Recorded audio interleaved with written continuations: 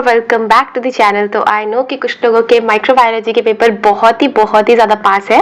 So it was just a request कि काजल दी please microbiology के जितने भी इंपॉर्टेंट ऑर्गेनिजम्स है, इंपॉर्टेंट LAQ वाले क्वेश्चन है, आप प्लीज़ उसको करवा दीजिए। तो just do let me know इन सबसे पहले तो कॉमेंट सेक्शन में कि if you want what is the topic जो आपको माइक्रोबायोलॉजी में समझ नहीं आता, जिसको आप चाहते हैं कि काजल दी आप कवर करें। बट इस फिलहाल वीडियो में हम पढ़ रहे होंगे एक पोटेंट, एक most frequent, most repeated question जो कि हमारी यूनिवर्सिटी में आता ही आता है, that is salmonella. Right, salmonella typhi के बारे में हम बहुत शॉर्ट में देख रहे होंगे ताकि हम ये जो इनिशियली जो इंट्रोडक्शन वाला पोर्शन है वो आप तुरंत से क्रिस्पली कॉन्साइजली रिवाइज कर सके। और if you do want further video on it just do let me know in the comment section. ये क्वेश्चन यूजुअली हमारी यूनिवर्सिटी में 20 नंबर में आया था, पिछले साल ही आया था। तो अगर हम इसको स्टार्ट करें तो आप इंट्रोडक्शन वाले पे क्वेश्चन में सबसे पहले तो ये लिखेंगे, ठीक है। आप इसको इंट्रोडक्शन में लिखेंगे कि it is a gram negative bacteria, non capsulated और नॉन स्पोरिंग है, मतलब कैप्सूल नहीं है, स्पोरिंग नहीं है, बट ये मोटाइल होता है और मोटाइल में भी ये पेरिट्राइकस फ्लैजिला होता है इसमें, ठीक है। तो और ये इसकी जो फैमिली है दैट इज एंटेरोबैक्टीरियासी। तो दिस आर इंट्रोडक्टरी पोर्शन की gram negative, non capsulated, non sporing, motile और इसके अलावा एंटेरोबैक्टीरियासी की फैमिली से बिलोंग करता है। Now come to the classification. इसके 3 अलग अलग तरह के क्लासिफिकेशन है। एक तो जो जनरल क्लासिफिकेशन हम ये देख रहे हैं, एक एंटीजन के बेसिस पे भी क्लासिफिकेशन है, एक मॉलिक्यूलर क्लासिफिकेशन भी है। तो सबसे पहला क्लासिफिकेशन लिखेंगे, एक तो टाइफॉइडल, नॉन टाइफॉइडल। समझ में आ रहा है कि टाइफॉइडल का मतलब जिससे टाइफॉइड हो सकता है, टाइफॉइड, राइट। तो टाइफॉइडल। अब इसके में 2 एग्जांपल्स है, that is typhi and paratyphi. ये जो टाइफी और पैराटाइफी है ये सिर्फ ह्यूमन होस्ट तक ही, ये जो डिसीज है टाइफॉइड ये सिर्फ ह्यूमन होस्ट में होता है, बिकॉज क्योंकि ये क्या कॉज करता है, दिस कॉजेस एंटेरिक फीवर। दूसरा आता है नॉन टाइफॉइडल टाइप, इसके बारे में भी हम फर्दर बात करेंगे। दूसरा क्लासिफिकेशन है एंटीजेनिक क्लासिफिकेशन।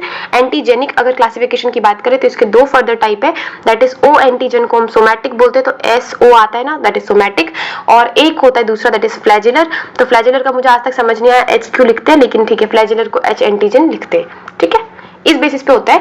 पहले एक्चुअली ये जो क्लासिफिकेशन था इसको हम ABCD बोलते थे, ABCD, बट अब इसको क्लासिफाई करके मतलब इसको हटा करके अब नाम दे दिया गया है 1 2 3 4, ठीक है।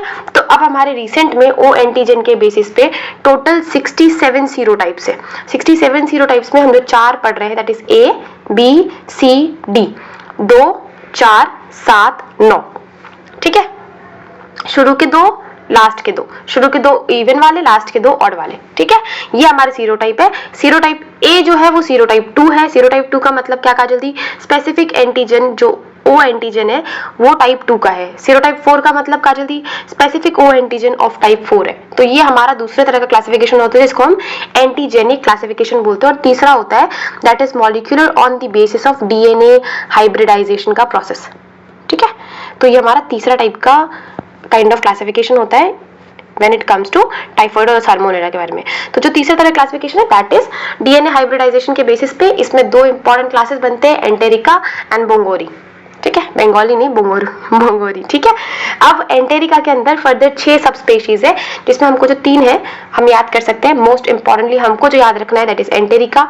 एंटेरिका हमको इसलिए याद करना है क्योंकि सबसे ज्यादा पैथोजेनिक और नॉन पैथोजेनिक टाइफॉइड जो साल्मोनेला टाइफॉइड है वो इसी के अंदर आते हैं, सब स्पेशीज एंटेरिका के अंदर। इसकी एंटेरिका स्पेशीज और सब स्पेशीज एंटेरिका के अंदर ही हमारे सारे मोस्टली पैथोजेनिक और नॉन पैथोजेनिक फॉर्म्स जो है वो हमारे टाइफॉइड के आते हैं, ठीक है। तो ये मॉलिक्यूलर हाइब्रिडाइजेशन के DNA हाइब्रिडाइजेशन के बेसिस पे है। और this is second one is Salmonella bongori, इसके लिए आपको ज्यादा लिखने की जरूरत नहीं है। नाउ एंटीजेनिक स्ट्रक्चर के बेसिस पे 3 एंटीजन है। एक के बारे में हमने पढ़ लिया, सोमा से O आया, फ्लैजिलर से H आया, और एक होता है capsulated surface antigen, capsular antigen या सब सरफेस एंटीजन। कैप्सुलर एंटीजन भी बोलते हैं, सरफेस एंटीजन भी बोलते हैं। देखो इसमें एक डिफरेंस है कि O और H के बीच में डिफरेंस पूछते हैं यूजुअली। इसका डिफरेंस का एक्चुअली क्लिनिकल सिग्निफिकेंस है, इसलिए हम इसके डिफरेंस को भी समझेंगे। लेकिन एक हम ये जो छोटा सा टॉपिक है इसको पहले कवर कर लेते हैं, क्योंकि सिंस अगर ये LAQ में आता है तो हम तीनों ही एंटीजन को अच्छे से डिस्क्राइब कर रहे होंगे, ठीक। देखो VI की बात करें मतलब सरफेस इन्वेलप की, तो इसको हम कैप्सुलेटेड या कैप्सुलर एंटीजन भी बोलते हैं। ये करना क्या चाह रहा है, सरफेस इन्वेलप है तो ये जो हमारा O एंटीजन है इसको कवर करके रख रहा है, ठीक है। इसका काम है कि हमारा जो O एंटीजन है इसको कवर करके रखे। इसका बहुत सिग्निफिकेंस है। इसके सिग्निफिकेंस अगर हमको बताना हो काजल दी तो it is related to, it signifies the virulence, ठीक। ये हमको यूजुअली दिखते हैं कुछ ही सीरोटाइप्स में, मेनली जिससे हमको टाइफॉइड होता है दैट इज टाइफी, पैराटाइफी और एक ड्यूबिन इन कुछ सीरोटाइप्स में हमको VI या कैप्सुलर एंटीजन देखने को मिलता है। ये बहुत पुअरली इम्यूनोजेनिक होते हैं। इसका डायग्नोसिस के पर्पस में कोई खास यूज नहीं है, उसमें हमारे O और H एंटीजन का यूज होता है, इसीलिए वो ज्यादा सिग्निफिकेंट हो जाते हैं। तो पर हम यहाँ पे कैप्सुलर में लिखेंगे कि does not have any important significance in case of diagnosis, but VI antigen को हम यूज कर सकते हैं for vaccination purpose. So this was a quick recap of the introduction portion जो आप लिखेंगे, जिसमें introduction और classification आएगा।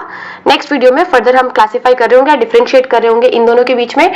इसके अलावा फर्दर जो इसके डायग्नोसिस का जो भी फीचर होता है, जो भी हम किट यूज करते हैं, उसके बारे में देख रहे होंगे, एंड फाइनली इसके ट्रीटमेंट के बारे में देख रहे होंगे, because it is a potent LAQ question. आप इसको बिल्कुल भी अवॉइड करके नहीं जा सकते। ठीक है, सो इस वीडियो के लिए इतना ही। अब हम मिलेंगे नेक्स्ट वीडियो में। Till then bye bye, take care.